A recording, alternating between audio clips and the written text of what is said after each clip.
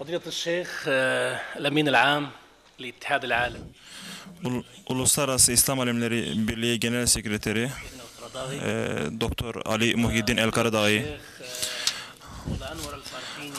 ayrıca Alimler ve Medreseler Birliği Başkanı Molla Enver Kılıçarslan, değerli hocalarım, değerli kadın ve erkekler, saygıdeğer hazırlar, hepiniz hoş geldiniz. Sözümü daha fazla uzatmak istemiyorum. İçeriği daha fazla okumak istemiyorum. İnşallah misafirlerimiz gerekli konuşma yapacaklar. Değerli hocamız Ali El-Karadaği'nin konusu medreselerin müfredat ve içerik bakımından geliştirilmesi. Buyurun hocam. 40 أو إلى ساعة إن شاء الله خاصة لك يعني فقط هنا أو هناك كما إن شاء الله. بسم الله الرحمن الرحيم. الحمد لله رب العالمين والعاقبة للمتقين والصلاة والسلام على المبعوث رحمة للعالمين وعلى آله وصحبه ومن تبع هداه إلى يوم لا ينفع فيه مال ولا بنون إلا من أتى الله بقلب سليم. أصحاب الفضيلة والسماحة، إخوة الكرام، أخوات الكريمات، أحييكم جميعا بتحية من عند الله مباركة طيبة.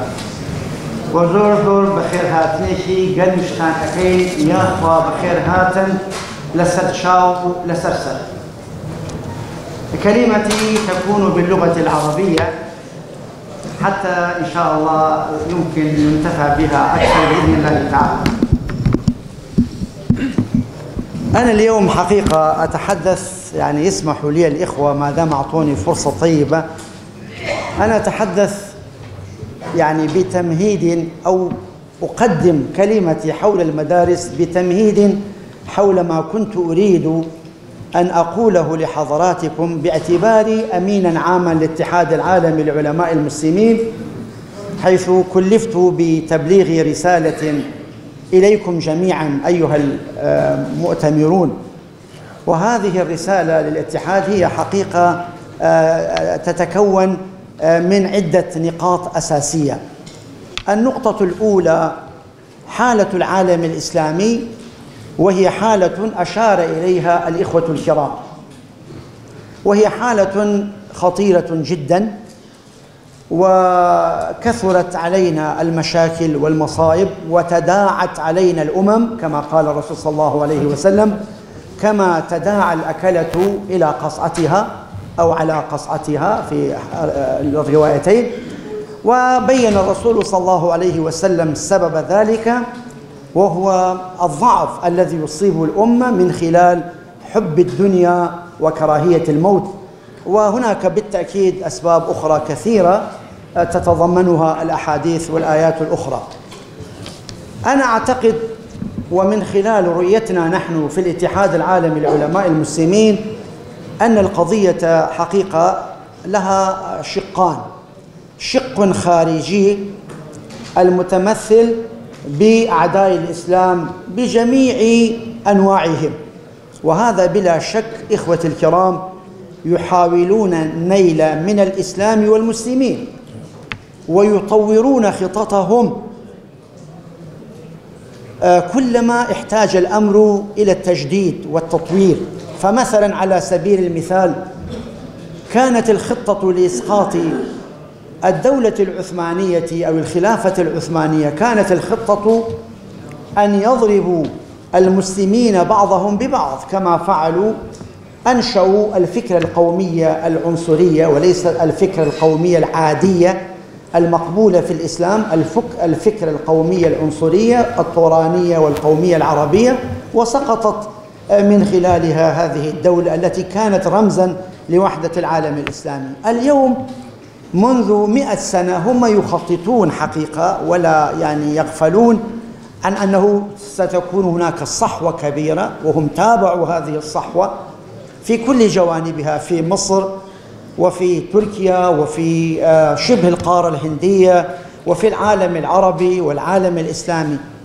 فوضعوا لها تخطيطا مهما جدا، وهو ضرب الإسلاميين والحركات الإسلامية والدعاة والعلماء المسلمين بعضهم ببعض، وأنشأوا من خلال ذلك جماعات تفرق ولا تجمع، وتهدم ولا تبني، وباسم الإسلام وتعصب الإسلام ففرقت الأمة، ووصلت إلى أنه كادت أن تنجح أو أن ينجح الربيع العربي، ولكنه ولو نجح الربيع العربي لتوحد العالم العربي تماما على القوة والعزة، لأنه بدءا من جزائر، مغرب، تونس، ليبيا، مصر، سوريا واليمن، هذا هو العالم العربي القوي.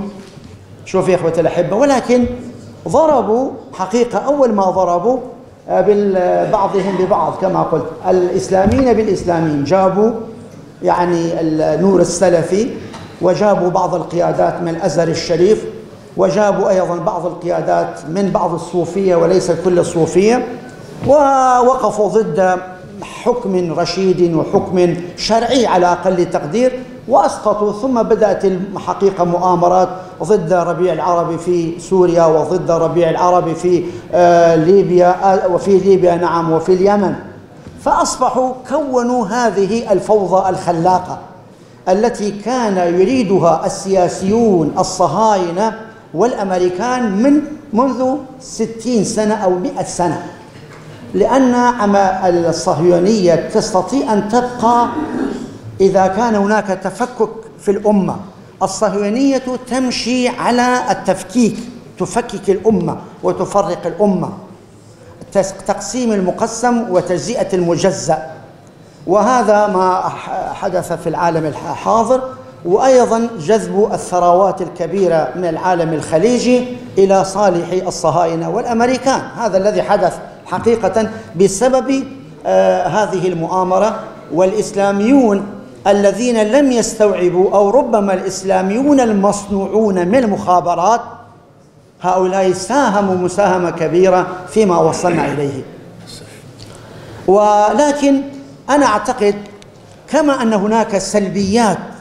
هناك سلبيات كثيرة جدا وأشار إليها أصحاب الفضيلة، ولكن حقيقة أنا أقول لحضراتكم، أنا عشت معكم فترة أواخر الخمسينيات والستينيات والسبعينيات، أنا أقول لكم اليوم الإسلام أفضل وأقوى وأحسن من فترة الخمسينيات ب1000 مرة.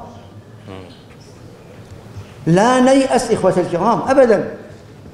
أنا كنت لما دخلنا بغداد في السبعينيات لم نرى، أو أواخر الستينات لم نرى محجبات في جامعة بغداد.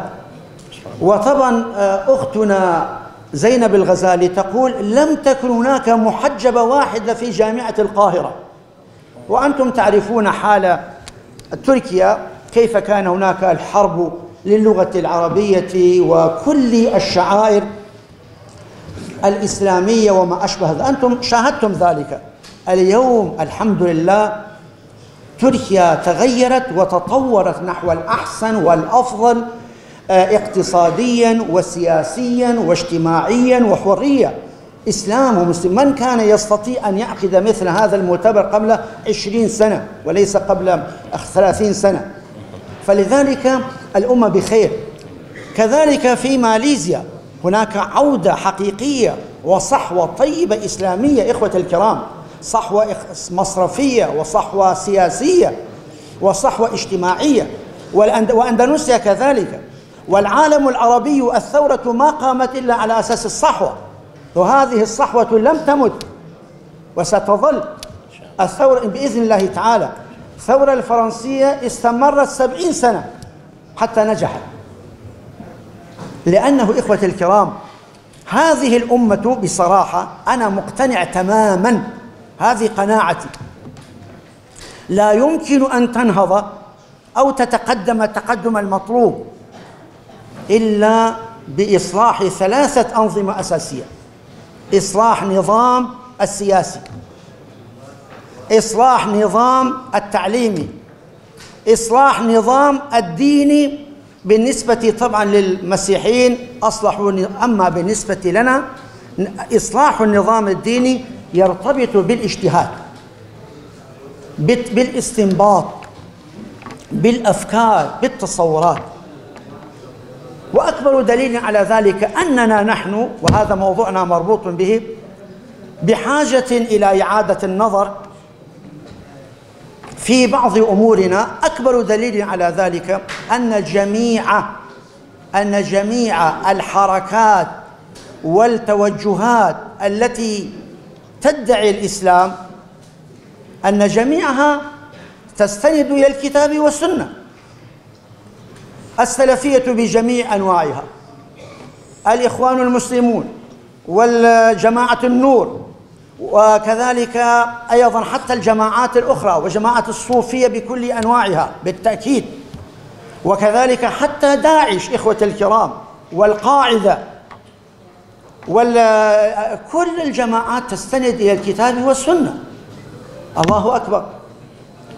كيف يمكن أن يكون هذا القرآن العظيم الذي أنزله الله سبحانه وتعالى لتوحيد بقية الأمم رحمة للعالمين، لبيان ما فيه من الأحكام والأركان،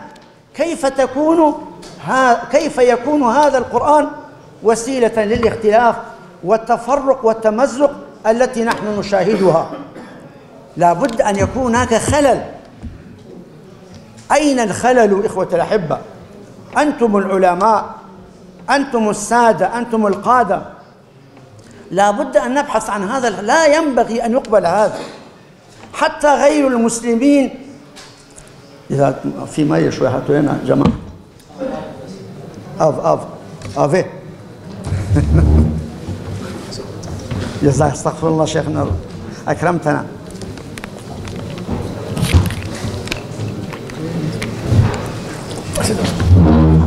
استغفر الله، جزاك الله خيرا.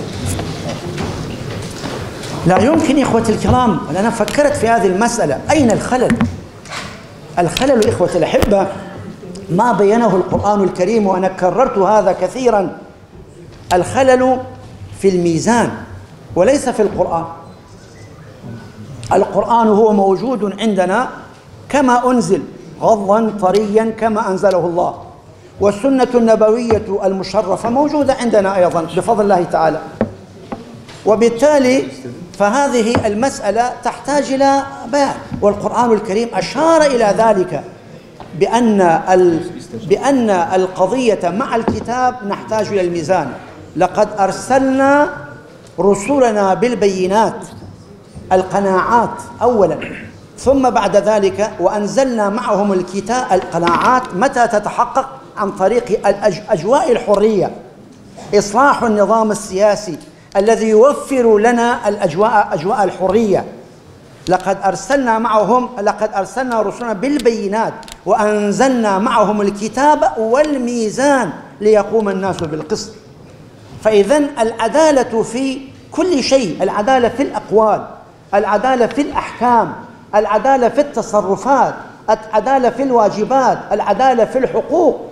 والقسط يشمل الاثنين، يشمل تحقيق العدالة وإزالة الظلم. تحقيق العدالة بهذا المعنى الشامل لا يتحقق إلا إذا نحن وصلنا أو استفدنا من الموازين القرآنية نفسها لفهم القرآن الكريم. وإلا فاليوم ظهرت داعش وتستند على الكتاب والسنة، وكذلك القاعدة، وكذلك بقية الجماعات الأخرى، وغدا تظهر كذلك يظهر عدد آخر من الجمعيات والحركات والأفكار، سواء كان من جانب الانحراف نحو التشدد أو الانحراف نحو التحلل. كلاهما حقيقة خطير. اليوم نحن نعاني من الأمرين، نعاني من الانحراف في التشدد من خلال هذه الجماعات المتطرفة، ومن الانحراف في التحلل كما هو يحدث كذلك مع الأسف الشديد مع من يسمون أنفسهم القرآنيين. كيف يمكن فصل القرآن بالله عليكم عن السنة؟ كيف يمكن إبعاد السنة عن القرآن الكريم؟ نعم ممكن نحن نؤول ونفهم.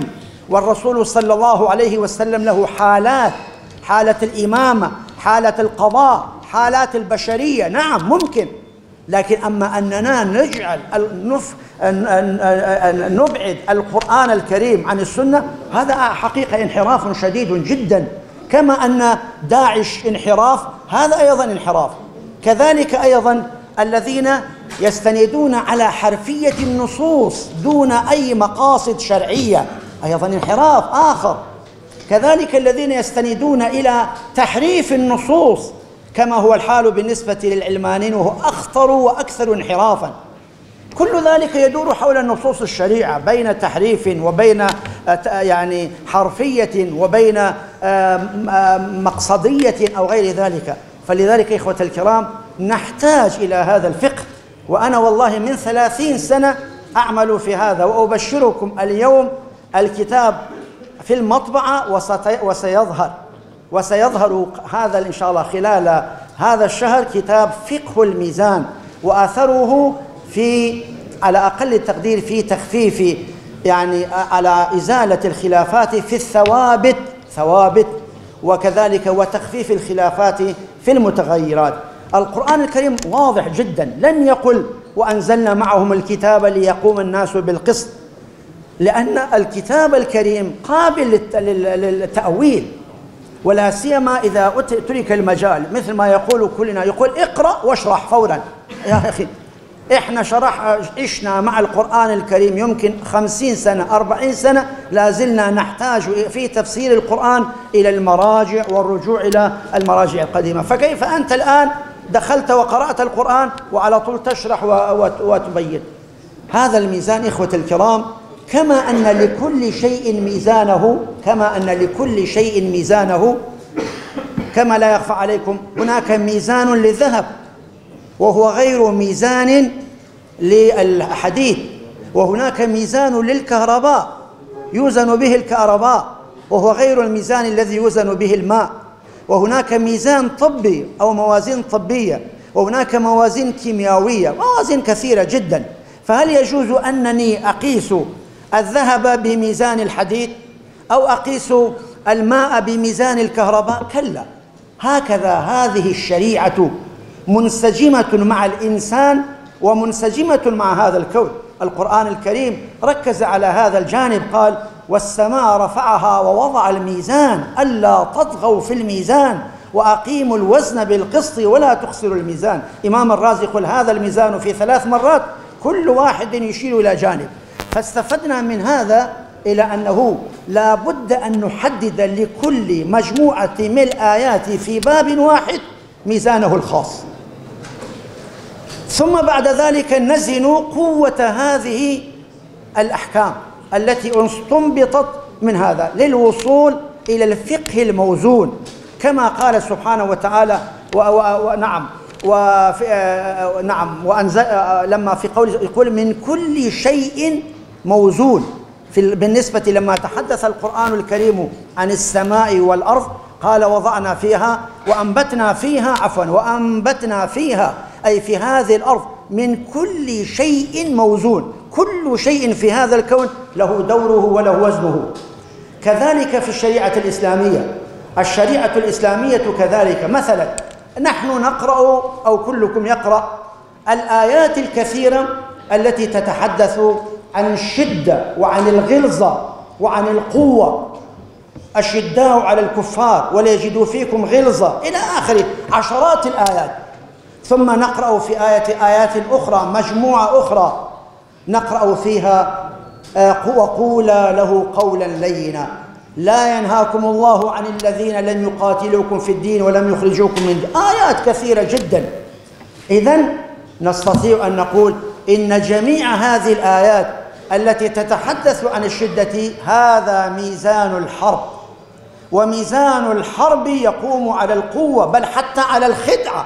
وجمعت حقيقة مجموعة كبيرة من الآيات والأحاديث تجمع هذه الأمور وهي يسمى ميزان الحرب. أما بقية الآيات فهي ميزان السلم، ميزان التعايش، ميزان الدعوة إلى الله سبحانه وتعالى. ثم لما جمعنا أيهما أقوى ووضعناه في الكفتين وجدنا أن كفة السلم وكافة الدعوة هي الأصل. فالأصل في هذا الدين هو الدعوة، والحرب والجهاد استثناء يقتضيه إما الدفاع عن الدين أو عن الوطن أو غير ذلك. فبالتالي هنا وصلنا إلى مرحلتين: مرحلة الأساسية وهو معرفة الميزان. مثلا أيضا آيات كثيرة جدا في قضية يعني فكرية وفلسفية عميقة وقديمة، وهي قضية هل الإنسان مسير أم مخير؟ وعندنا أيضا نحن في علم الكلام عندنا الجبرية الذين يقولون أن الإنسان ليس له أي خيار، وعندنا القدرية الذين يقولون الإنسان مخير والله سبحانه وتعالى لا يتصرف فيه، تركه. كلاهما خطأ. وكل واحد من الفريقين يعتمد على ايش؟ على آيات. الجبرية يعتمد على قوله سبحانه وتعالى: وما تشاءون إلا أن يشاء الله، وما رميت إذ رميت ولكن الله رمى. في أكثر من ذلك ما لك رمي ولا شيء. الجماعة القدرية قالوا: طيب لمن شاء منكم أن يستقيم، فمن شاء فليؤمن ومن شاء فليكفر، ثم المسؤولية إلى آخرها. ولكن كلا الفريقين أخذوا ببعض الحق ولم يأخذوا بكامل الحق. الحق كله أن قضية وما تشاءون إلا أن يشاء الله وما رميت في دائرة العقيدة والإيمان. يجب على المؤمن أن يسند الأمر كله إلى الله، لا يجوز له يقول أنا خالق لهذه الأشياء دون أمر الله سبحانه وتعالى. ففي دائرة العقيدة التربية قائمة على هذا المجال. أما في دائرة المسؤولية للإنسان فالإنسان له اختياره، وهذا الاختيار أو هذه الإرادة جاءت من الله، كما يقول كتب على نفسه ولم يكتب، ما أحد فرض عليه، لكن هو اقتضت حكمته واقتضى عدله أن يكون المسؤولية الاختيار. وهكذا حوالي 50-60 ميزان قسمته كذلك في هذا المجال. فلذلك إخوة الكرام مهم جدا أن العلماء اليوم أن يقوموا اليوم. العالم الغربي يهاجمنا ويعلن الحرب إن صح التعبير العالمية، ويعلن الحرب العالمية الثالثة علينا، لأن الإسلام قوي، لأن الإسلام قادم، لأن الإسلام ناهض، وليس لأن الإسلام ضعيف. ولو كان الإسلام ضعيفا تركونا كما تركونا في الخمسينيات وفي الأربعينيات. اليوم إسلام قادم. فلذلك واجبنا نحن في اتحاد العالمي للعلماء المسلمين، وواجبكم جميعا في اتحاد العلماء وجميع العلماء الحاضرين وغيرهم، أننا نجلس لأمرين أساسيين: للتفهيم والوعي والتربية والتزكية. هذا مهم جدا. وما هو الصحيح وما نحن نتحمل مسؤولية، مثل الآية التي ذكر نحن نسأل الذين أرسل إلينا، نحن نسأل أمام الله، والمرسلون كذلك يسألون، والعلماء ورثة الأنبياء. العلماء ورثة الأنبياء، وهذه كلمة مطلقة إخوة الكرام في كل شيء ما عدا الوحي. نحن العلماء أنتم والعلماء ورثة الأنبياء في التبليغ وفي التوضيح وفي التربية وفي التزكية وفي تعليم الكتاب والحكمة وفي هداية الصراط المستقيم على المنهج المعتدل الصحيح الذي يقتضيه فقه الميزان. وإلا سنسأل يوم القيامة عن ذلك، لأن الناس يتبعوننا. وعلينا إخوة الكرام أن نترك الأهواء وحظوظ النفس والحزبية الضيقة. وأنا رأيي الشخصي أن العالم حتى لو كان منتسبا إلى حزب يجب أن يكون عمله ويجب أن يكون فكره أوسع من الحزب الذي ينتمي إليه. يكون انتماؤه الأول للإسلام، ثم بعد ذلك يخدم جماعة يرى أن فيها خيرا، لا بأس بذلك.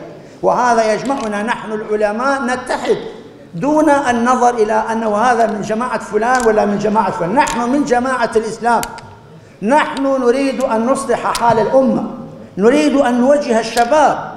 هذه المسرحية التي قام بها الغرب والشرق مع الأسف الشديد في قضية داعش، أتوا بخيرة شباب الغرب وخيرة شباب المسلمين وعملوا لهم محرقة في سوريا وفي العراق، وأما القادة والله معظمهم خرجوا وهم يعيشون عيشة في الرفاهية، لكن المحرقة، فنحن نتحمل هذه المسؤولية أمام الله سبحانه وتعالى. هذا ما أردت بيانه حقيقة في الموضوع الأول. الموضوع الثاني إخوة الكرام موضوع يعني تطوير المدارس الشرعية. حضراتكم تعرفون أنا أتشرف بأنني أنا أحد خريجي هذه المدرسة، يعني تعلمت في هذه المدرسة المدارس الدينية على أيدي يعني والدنا وعمنا وخالنا ومن عائلة القرداخيين المعروفين لدى حضراتكم، وتتلمذت عليهم وتتلمذت كذلك على أيدي بقية المشايخ من كبار العلماء في داخل سليمانية وخارج سليمانية. والحمد لله أنا رأيي الشخصي في هذه المدارس بالتأكيد هي حقيقة تبني بناء قويا، لا شك في ذلك أنها تبني بناء قويا في علوم اللغة وفي علم الكلام والمنطق والفلسفة، وحتى نحن كنا في السابق ندرس علم الفلك، وهذه العلوم حقيقة يبني. ولكن بلا شك إخوة وهذه المدارس بالمناسبة تنطلق من العموم إلى الخصوص، وهذا صحيح. وقدرا يعني أنا استغربت من أنه اطلعت على برنامج كلية الطب مال كورنيل، وهي طبعا تعتبر الكلية الأولى في العالم في الطب، فوجدت أن منهج كلية الطب سبحان الله قريبا تشبه هذا المنهج الذي كنا تعلمنا عليه، وهو 4 سنوات في طب كورنيل للعموميات، في الكيمياء، في الفيزياء، في علوم الاجتماع، في علوم عامة، في قوانين التشريع، في علوم النفس والسيكولوجية وما أشبه ذلك. 4 سنوات يبنون الطالب، ثم بعد ذلك في 4 سنوات يدخل في التخصص بشيئا فشيئا ليصبح متخصصا في شيء مهم جدا. نحن هذا العموم يبني عالم الموسوعي. هذا الآن علماؤنا حقيقة لغوي إذا كانوا فعلا أتقنوا الدراسة في المدارس يستطيع أن يتقن اللغة العربية وعلم البلاغة وعلم البيان والبديع والمنطق وعلم الكلام وبقية العلوم. ولكن حقيقة هذه المدارس بلا شك هذا من عهد صلاح الدين، بالمناسبة من عهد صلاح الدين وما بعده، ومن عهد المدارس النظامية نظام الملك رحمة الله عليه، لم يحدث فيها تغيير الجذري أو التطوير. فلذلك على أيديكم، وإحنا عملنا حقيقة في الاتحاد العالمي مؤتمرين، وأنا وعدت إخوتي الكرام هنا في ديار بكر نعقد المؤتمر الثالث إن شاء الله في ديار بكر لمدارس الشرعية في هذه المنطقة. أنا رأيي الشخصي من خلال دراستي وأنا عشت فيها وأخذت الإجازة العلمية إجازتين، إجازة من خالي الشيخ مصطفى القرداخي، وإجازة من الشيخ عبد الكريم المدرس، وإجازة ثالثة أيضا من عمي الشيخ نجم الدين. مع كل ذلك أرى أننا نحتاج إلى تطوير في عدة جوانب.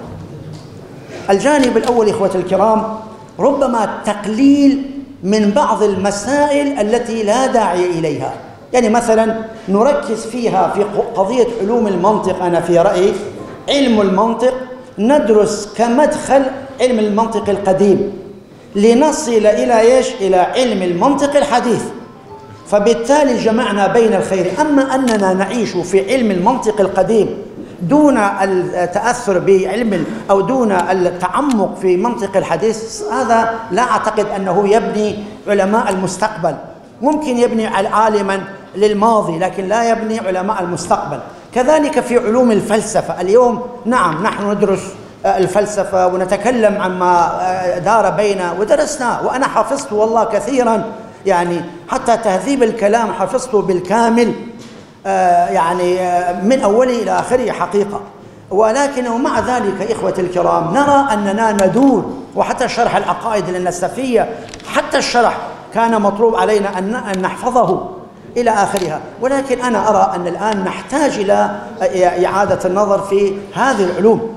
كذلك إخوة الكرام بعض العلوم النحو والصرف إحنا حقيقة ندرس الجانب النظري أكثر مما ندرس الجانب العملي، سنة سنتين ثلاثة أربعة. ولذلك علماؤنا يفهمون اللغة العربية ويتقنون، ولكنه في بعض الأحيان لا يحسنون التحدث. لماذا؟ لأنه كان تنظيرا ونظريا أكثر من الواقع، فبالتالي نحتاج إلى إعادة النظر في علوم اللغة. واليوم هناك حقيقة علوم اللغة الحديثة أن نضيف إليها كذلك مسائل المقالات، مسائل المسرحية، مسائل التمثيلية، مسائل القصص الروائية والقصص أنواعها كثيرة جدا، حتى يكون طالب العلم يعيش عصره ولا يعيش الماضي فقط. الماضي مهم، لكن الماضي نبني عليه، ولا يمكن أن نكون ماضويين. لا نكون ماضويين، إنما نكون ماضويين ومستقبليين ومعاصرين، نجمع بين الأصالة وبين المعاصرة، نربط علومنا الأصلية بما يحدث في العصر. كذلك إخوتي الكرام، أنا أعتقد الآن العلوم الحالية يعني نحتاج لإعادة النظر بصورة عامة، وأنا لا أريد أدخل في البحث. أنا كتبت فيها كتابا، وإن شاء الله أرسل يعني إدارة المؤتمر هذا البحث، ما أنا أخذته ولاحظته في نفسي وما دار في المؤتمرات العلمية التي عقدها الاتحاد العالمي لعلماء المسلمين. إن شاء الله هذا ناقشنا كل هذه التفاصيل. مما أريد أن أثير يعني انتباه حضراتكم إلى موضوع العلوم المعاصرة، مهم جدا. مثلا علوم الاقتصاد، لابد أن يكون طالب العلم عنده علم بقضية اقتصاد الرأسمالي بصورة عامة، اقتصاد الاشتراكي بصورة عامة، اقتصاد الإسلامي بصورة شيء من المعمق. لابد أن يكون يعرف ما يعني الحسابات الجارية والصيرفة الإسلامية والتأمين التقليدي والتأمين الإسلامي والصكوك والبورصة. لازم يعيش عصره أخي. فلا بد أن يكون هناك مقدمات بسيطة من هذا المجال نصيغها صياغة. أيضا في علوم الاجتماع إخوة الكرام، أهم علم يهتم به اليهود والصهاينة هو علم الاجتماع. علم الاجتماع علم مهم جدا، معرفة المجتمعات وكيفية التطور والتطوير وكيفية تطور المجتمعات. كذلك علم النفس، خاصة علم النفس التربوي، بالإضافة إلى طرق التدريس وما أشبه ذلك. فنحن حقيقة نحتاج إلى إضافات في نظري، ونحتاج إلى حذف بعض الأشياء بصورة نجعلها مداخل، ونحتاج إلى التطوير بالإضافة إلى الجانب العملي والتطبيقي. إخوتي الكرام، إحنا كنا سابقا كان لنا تطبيق جيد. أنا بالنسبة لي في المدارس الشرعية كانوا يرسلوننا في شهر رمضان إلى القرى، ونقوم بالخطبة والتدريس طوال شهر رمضان. فكان فيه فائدتان: فائدة أننا نتدرب على الخطبة. حتى في البداية أنا أتذكر حينما خفت وكنت صغيرا، خالي رحمة الله عليه قال: يا ولدي روح وجرب نفسك في الجبل وشوف هل أنت قادر، ثم ارجع علي. وأنا فعلا رحت، ويعني في قصة لطيفة، كان لنا راعي، وقلت للراعي ارجع إلى بيتنا وجيب لي أكل. قال: ما الذي جابك يا أستاذ علي؟ قلت: المهم أنت روح للقرية وأنا أعرف. فجمعت لا مؤاخذة وألقيت خطبة وأودادي حتى وأعتبر أن هؤلاء كلهم كأنهم بشر أمامي، والحمد لله تعودت وعدت وخطبت حتى في أكبر المساجد، وعمري 13 سنة في سليمانية. فكان عندنا جانب تجريبي. نريد أن نحيي هذا الجانب التجريبي ليس على مستوى القرية. أيضا أنا لا مانع من أنه أصحاب الفضيلة، فضيلة الشيخ أنور، وكذلك هنا أخونا له مدرسة الشيخ طيب، أن يتفقوا مع البنوك ويرسل حتى ولو بنك ربوي، يقول حتى يتعلموا هذا حساب جاري، هذا حساب توفير، وهذا حساب كذا، وهذا قرض، وهذا يكون يتعلم على شيء يكون في جانب عملي. كذلك أيضا يروح بعضهم إلى شركات التأمين، كيف يؤمنون التأمين على السيارات ولا على المنازل ولا على الأشياء. فهذا لابد، أنا في اعتقادي باختصار شديد نحتاج نحن اليوم إلى شيء من التطوير والتجديد، لأنه هذه سنة الله سبحانه وتعالى في هذا الكون: لمن شاء منكم أن يتقدم أو يتأخر. ولم يقل رب العالمين أو يتوقف، لأن التوقف داخل في التأخر. حتى ولو كانت برامجنا متطورة ولكنها تحتاج إلى التطوير إذا توقفنا. بل كل سنة يعني الآن الجامعات المتقدمة المتطورة في العالم الغربي التي تأخذ دائما درجات عالية، دائما هناك لجنة للمتابعة، هناك لجنة للتطوير سنويا، هناك لجنة للاستفادة من الخبرات الأخرى، وبالتالي تتطور وأيضا تجتمع وتجمع المعلومات الجيدة في هذا المجال. أنا أعتقد هذه مسؤولية أمام الله سبحانه وتعالى، أمام الطلبة الآن. وإذا نحن أحسننا وأتقدنا المتخرجين يكون عندهم الفقه ويكون عندهم الوعي وعندهم الاستدراك وعندهم العلم بأحوال الأمة، لا ينبغي أننا لا ندرس التاريخ إخوة الكرام، ولا يجوز لنا أن لا ندرس الخطط والبرامج للأعداء كيف يفكرون كيف يتصورون، وإلا نكون حاشا المجلس حقيقة يعني يمكن يضحك علينا بسهولة، يمكن أن يضحك علينا بسهولة إذا لم نكن من العلماء يعني القادرين على الاستنباط وعلى الدراسة. ولذلك علماؤنا يقولون من شروط المفتي أن يكون عالما بالمكر والخديعة السائدة في مجتمعه، وإلا يخدع. إذا لم يكن عالما بالخديعة يخدع، كما قال سيدنا عمر: لست خبا أي لست مخادعا، ولا الخب يخدعني، المخادع لا يستطيع أن يخدعني. فمرات كثيرة أنا شخصيا يأتيني شخص ويريد أن يأخذ مني فتوى، فإذا لو ما كنت علمت بما يدور في السوق وما يدور في الأحوال يمكن أنا أفتي بظاهر وهو يجعله حجة على طرف الآخر، مع أن هذه الفتوى لم تكن دقيقة ولم تكن صحيحة. فلذلك فتوانا، اجتهادنا، استنباطنا، أمورنا مربوطة بالواقع، بالأعراف، بمعرفة الأعراف. فلذلك في العالم الغربي اليوم هناك شيء مهم جدا في الجامعات. وأنا بالمناسبة مستشار يعني عضو استشاري في إحدى اللجان الأساسية التابعة لأكسفورد، جامعة أكسفورد، نجلس معهم سنويا. فأهم شيء عندهم ربط التعليم بالمجتمع، ربط التعليم بالمجتمع، حتى في الطب، حتى في الهندسة، حتى في الفيزياء، حتى في الكيمياء. كيف نربط؟ وإحنا علومنا الإسلامية مربوطة بالمجتمع. كيف نعالج المجتمع، أمراض المجتمع، كيف نطور المجتمع. إحنا خطباؤنا في بعض الأحيان لا يزالون يقرؤون في ابن نباتة، وهذا غير صحيح. الآن ابن نباتة في القرن الثامن الهجري، واليوم نحن في القرن الخامس عشر. إمام أبو يوسف رحمه الله بعد 10 سنوات من وفاة سيدنا إمام الأعظم أبي حنيفة رحمه الله ماذا قال؟ وخالفه في قضية الحرابة في داخل البلد، قال: هذا اختلاف عصر وأوان لا اختلاف حجة وبرهان. 10 سنوات قال اختلاف عصر وأوان لا اختلاف حجة وبرهان.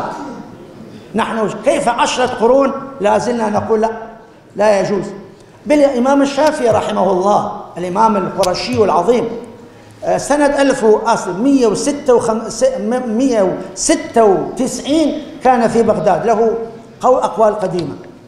سافر إلى مصر وتوفي 204. خلال 9 سنوات غير، كما يقول الإمام النووي في مقدمة المجموع، غير كل مذهبه ما عدا الصدار.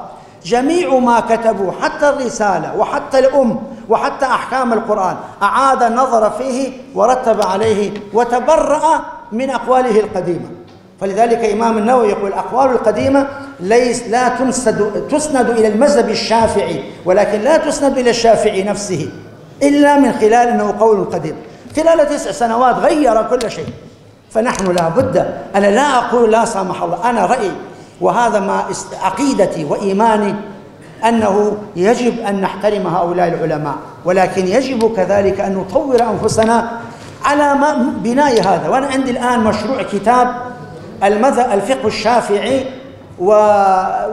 وقضايا المعاصرة، فوجدت من ضمن، بالمناسبة ضمن أصول الشافعية عالجت كل القضايا المعاصرة، ما عندي مشكلة،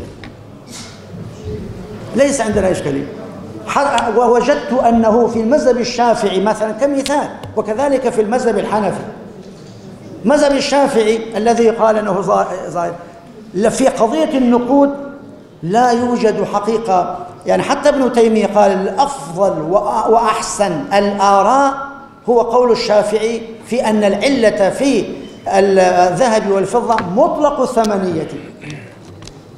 كذلك نحن عالجنا في مذهب الشافعي قضية الشركات المساهمة كلها موجودة على فكر الإمام الشافعي، كما عالجنا قضية الاستصناع وقضايا كثيرة جدا في مذهب الإمام الأعظم إمام أبي حنيفة رحمه الله، هذا الرجل العظيم. كذلك على مذهب إمام مالك وكذلك مذهب إمام أحمد، كلنا استفدنا منه، فنستفيد من الجميع. وأنا رأيي أن عامة الناس يبقون على مذاهبهم، ولا يجوز إحداث الفوضى فيهم كما يريد بعض الناس. المذهب معتبر، لكن من هو أهل للترجيح يرجح ويعرض هذه الترجيحات على المجتمع ليتطور المجتمع إن شاء الله تعالى. فنحن إخوة الكرام بين إبقاء، ونحن لسنا، يعني أنا شخصيا ضد اللامذهبية بهذا المعنى الذي جاءنا من السعودية ومن غيرها، ولكنه في نفس الوقت أنا لست مع التقليد الأعمى ولست مع التقديس الأعمى، إنما نحن نختار ونبين مع التفضيل وتكريم وتقدير وإبقاء المذهب بصورة عامة باقية، ويبقى الاجتهادات الجزئية في القضايا المعاصرة ولتطوير المجتمعات تكون للعلماء. وحضراتكم تعرفون سواء كانوا، ولا أقول المجتهدين المطلق مجتهد المطلق، إنما المجتهد الجزئي. الاجتهاد الجزئي وارد، أجازه جمهور الفقهاء جمهور الأصوليين. أنت مجتهد في جزئية معينة ماشي، جزاك الله خير، والاجتهاد قابل للخطأ والصواب. فلذلك إخوة الكرام مجتمعاتنا، شبابنا في أعناقكم، مجتمعاتنا تحتاج للتطوير، شبابنا يحتاج للتنوير. فمن الذي ينور؟ أنتم. فالقرآن الكريم أشار إلى ذكر ذلك فقال: وإذا جاءهم أمر من الأمن أو الخوف أذاعوا به ولو ردوه إلى الرسول وإلى أولي الأمر منهم. من الذي يعلم؟ لعلمه الذين يستنبطونه منهم، والمستنبطون في أمور الشريعة العلماء، ولكن أيضا هذه الآية تشمل بقية العلماء، المستنبطون في علوم السياسة أساسا، المستنبطون في علوم الفلك العلماء الفلكيون، المستنبطون في علوم الرياضيات والتقنيات هؤلاء العلماء. لم يمنع القرآن العلماء بصورة عامة، هم دول في كل واحد، لكن في قضايا الحلال والحرام، في قضايا أنتم. وبالتالي حينما كلما رفعتم مستوى الأمة كلما إن شاء الله يكون أنتم تكتسبون الأجر. ومن فضل الله سبحانه وتعالى على هذه الأمة أن جعل الأصل في الأشياء الإباحة، وهذا يعطينا مجالا كبيرا. من ادعى الحرمة فعليه الدليل، أما من ادعى الإباحة ولم يكن كلامه مخالفا لنص شرعي ونص شرعي أو إجماع فإنه أصل الإباحة يكفي إلا إذا وجد معارض. فإن شاء الله أنتم أهل لذلك. نطور أنفسنا إخوة الكرام. أنا فهمي للحديث الشريف: اقرأ وارتقي. اقرأ قبل الآخرة، اقرأ كل شيء وارتقي، ارتقي علميا، ثقافيا، اجتماعيا، نفسيا، تربويا، اقتصاديا، وحينئذ ترتقي إلى الدرجات العلى في الدنيا، وإن شاء الله سترتقي بإذن الله تعالى في الآخرة، لأن الآخرة مرتبطة بدنيانا، والآخرة مزرعة لدنيانا، فإذا ما حصدنا وما ارتقينا لا يمكن أن نرتقي في الآخرة. أسأل الله أن يوفقنا وإياكم لخدمة شعوبنا ولخدمة أمتنا. ولا يسعني في هذا المجال إلا أن أقدم الشكر لاتحاد العلماء والمدارس على توجيه الدعوة لي، وكذلك أيضا لا يسعنا ونحن في هذا البلد العزيز ديار بكر الذي هو حقيقة له عبق في التاريخ وله دور في تاريخنا الإسلامي، وله حضارة وله تقدم وله مواقف مشرفة. وأنا ذكرت في إحدى المرات موقف بنات وأخوات من ديار بكر وماردين حينما جاء صلاح الدين إلى هذه البلاد. إخوة الكرام، لما جاء صلاح الدين طلبت مجموعة من الأخوات أن يزورن صلاح الدين، فقال على العين. قال: إيش عندهم؟ قال: يقول: عندنا أمر خاص. طيب حاولوا ما أعطوا، قال أمر خاص. وعادة النسوان يعني عادة سريعات لكن دول عاهدنا، قال لا، إحنا نريد أن نجتمع بصلاح الدين لأمر خاص. تمام. فاجتمعنا بصلاح الدين فقلنا له كما يقول محمد أمين الأنصاري في كتابه، يقول فقلنا له: هل أنت يا صلاح الدين أهل لحمل الأمانة؟ الله، كلام خطير جدا. قال: إن شاء الله يا بنتي ادعوا لي أن أكون أهلا للحماة. قال: خلاص. قال: نحن نساء ومن ديار بكر و شو اسمه، نعم المنطقة الثانية كنا ماردين، عفوا، نحن أخواتكم في الله، عملنا من هذين البلدين ماردين وديار بكر، ومنذ سنة نحن نعلم أنك لا بد أن تأتي، وجمعنا أفضل الزهور وصنعنا منه خلال هذه السنة ورد، ماء ورد، ثم عصرناه ثم ووضعناه في هذه القنينة، وهو خلاصة المعتصم. فنحن نحملك أن تغسل بهذا الماء الورد القدس الشريف والمسجد الأقصى عندما تحرره. هذه الله. فبكى صلاح الدين، فأخذ. يقول محمد أمين الأنصاري: حمله صلاح الدين في جعبته 4 سنوات، 4 سنوات، يروح إلى أي مكان يكون معه. ولما فتح الله على يديه القدس أخرج هذه القنينة ووضعها في تشت من الماء، وبعدما نظفوا المسجد الأقصى غسلوا به المسجد الأقصى ومسرى رسول الله صلى الله عليه وسلم. هذه أنتم أهل. فلذلك أشكر هذا البلد، رئيس بلدية وكل المسؤولين فيها وكل الإخوة الموجودين فيها. كذلك ونحن في تركيا لا يسعنا إلا أن ندعو لتركيا بأن يحفظها الله سبحانه وتعالى من هذه المؤامرات الاقتصادية والسياسية وغير ذلك، وأن يجمع الأمة، وأن يكتب أيضا لقادتها السداد والرشاد والتوفيق، السداد والرشاد والصواب إن شاء الله. وأسأل الله الخير لأمتنا الإسلامية. والسلام عليكم ورحمة الله وبركاته.